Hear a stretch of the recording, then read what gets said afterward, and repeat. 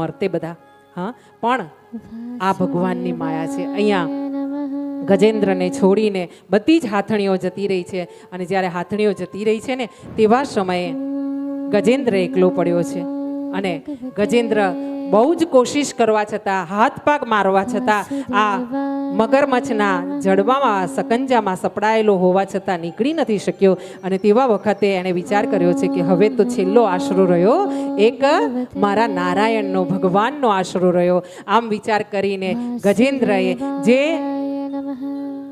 તળાવમાં પોતે ફસાયેલો છે મગરમચ્છના જડબામાં, તે તળાવના અંદર એક કમળ ખીલેલું છે, અને એક કમળ લીધું છે અને પોતે સૂંઢમાં લઈને એને સ્તુતિ ચાલુ કરી છે. ભગવાનને કીધું છે કે નારાયણ, હે ભગવાન, હે પ્રભુ, આમાં ભગવાનનું નામ નથી લેવામાં આવ્યું. ગજેન્દ્રની સ્તુતિ જે છે એમાં ભગવાન, કોઈ ભગવાનને ખાસ કોઈ ભગવાનને કહેવામાં નથી આવ્યું કે તમે આવો અને મને બચાવો. અને આમ ગજેન્દ્રએ સ્તુતિ કરી છે કે તમે આવો પ્રભુ, મને બચાવો, હું અહીંયા ફસાયો છું, મારો ઉદ્ધાર કરો. અને આમ જ્યાં પ્રભુને પ્રાર્થના કરવામાં આવી છે તો બધા તેઓએ વિચાર કર્યો કે મારું નામ તો લેવામાં નથી આવ્યું. બ્રહ્માજીએ વિચાર કર્યો કે કીધું તો નથી કે બ્રહ્મદેવ આવો અને મને બચાવો. રુદ્રએ વિચાર કર્યો કે મને તો બોલાવ્યો જ નથી.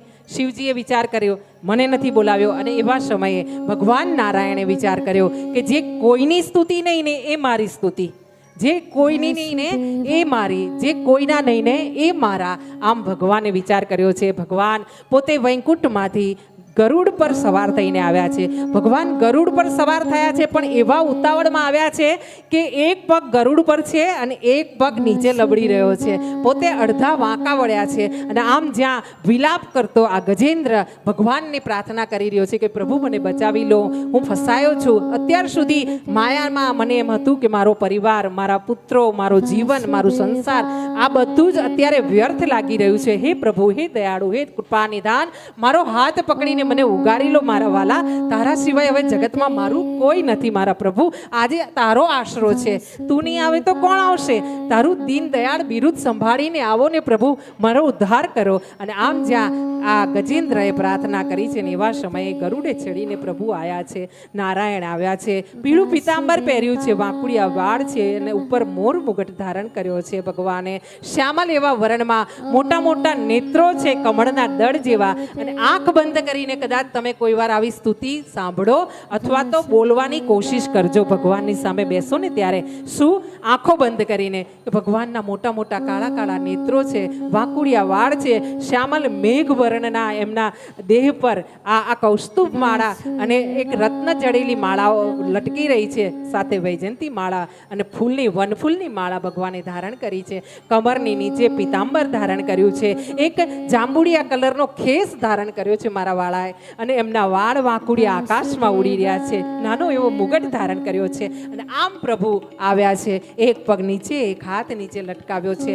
અને જ્યાં આ હાથી ગજેન્દ્રએ પોતાની સૂંઢમાં આમ જ્યાં કમળ પકડ્યું હતું ને એ કમળ એણે ધીરે દઈને ભગવાનના હાથમાં મૂક્યું છે, નારાયણના હાથમાં મૂક્યું છે. અને જ્યાં નારાયણના હાથમાં કમળ આવ્યું છે ને સાથે સાથે ભગવાને એની સૂંઢ પણ પકડી છે. અને સૂંઢ પકડીને આમ ગજેન્દ્રને ઉદ્ધાર કરીને લીધો છે. બીજી બાજુ જે મગરે, જે ગ્રાહે આ ગજેન્દ્રને પકડ્યો હતો ને એ સુદર્શન ચક્ર વડે બીજા હાથથી એનું મસ્તક છેદી નાખ્યું છે. ભગવાન પોતાના ભગતને ક્યાંય ફસાવા નથી દેતા. હા, અને આમ ગજેન્દ્રને સાથે ઉદ્ધાર કરતા પહેલા આ જે ગ્રાહ હતો, મગરમચ્છ હતો ને, એનો ઉદ્ધાર ભગવાને કર્યો છે.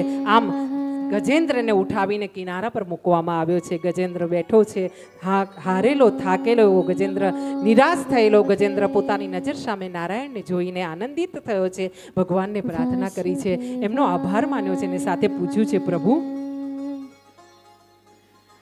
તમને ક્યારનો હું પોકારી રહ્યો હતો પ્રભુ, તમે આવ્યા. ચાલો તમે આવ્યા એનો વાંધો નહીં, પણ મને એક પ્રશ્ન થાય છે મારા વાલા કે મેં પ્રાર્થના કરી કે મને બચાવો, પણ તમે તો પહેલા મગરને ઉદ્ધાર કરી નાખ્યો. પ્રાર્થના તો મેં કરી હતી ને, તો પહેલા મને બચાવવો જોઈતો હતો ને. ત્યારે ભગવાન ખડખડાટ હસ્યા છે. નારાયણને કીધું છે, તને બુદ્ધિ નથી, તું હજુ મંદ બુદ્ધિ છે. કેમ? મને ખબર છે કે મારા ભક્તના ભક્ત હોય ને, દાસાનું દાસ એનો હું વહેલો ઉદ્ધાર કરું છું. અને એટલા માટે જ આપણા સનાતન ધર્મમાં આપણે ભગવાનને પૂજનારા ભક્તો હોય ને એ ભક્તોને આપણે ગુરુ માનીને એમના ચરણોની સેવા લઈએ છીએ, ગુરુજી બનાવીને એમના ચરણોને સેવીએ છીએ. હા, આ લીલા, આ વાત, આ બધી વાતો ભગવાનને જ્યારે ગજેન્દ્રનો ઉદ્ધાર કર્યો ને ત્યાંથી ચાલતી આવી છે. હા, આ કથાઓ ક્યાંથી ચાલતી આવી છે કે જ્યારથી આ કથા પહેલી વાર હરિદ્વારમાં થઈ હતી ને ત્યારથી આ કથાઓ ચાલતી આવી છે કે કોઈ સારા જગ્યાએ કોઈ દેવાલયમાં કથાઓ થાય તો વધારે આનંદ આવે. અને તમે જોજો, આમ તમે મંડપમાં કથા સાંભળશો ને એના કરતાં અહીંયા તમને મનની શાંતિ વધારે મળશે. અહીંયા બેઠા પછી તમને હાય હાય નહીં થાય કે ઘરે જઈને શું કરશું, સાંજે શું રસોઈ બનાવશું. હા, આવું બધું તમને નહીં વળગે. કારણ અહીંયા કણકણમાં ભક્તોના મનથી લેવાયેલા નામનું અહીંયા મહત્વ, એનો અસર છે. અહીંયા અણુ અણુમાં અસર છે નામની, ભગવાનની, અને એના કારણે આ બધું આપણા ઉપર પ્રભાવ પડે છે. હા, અહીંયા ગજેન્દ્રને જ્યારે ઉદ્ધાર કરવામાં આવ્યો છે, પ્રભુએ એનો ઉદ્ધાર કર્યો છે. ગજેન્દ્રએ ફરીથી પ્રભુની સ્તુતિ કરી છે, ચરણોમાં પડ્યો છે અને આમ ભગવાને એને આશીર્વાદ આપ્યા છે. અને આમ ગજેન્દ્ર આનંદથી પુત્ર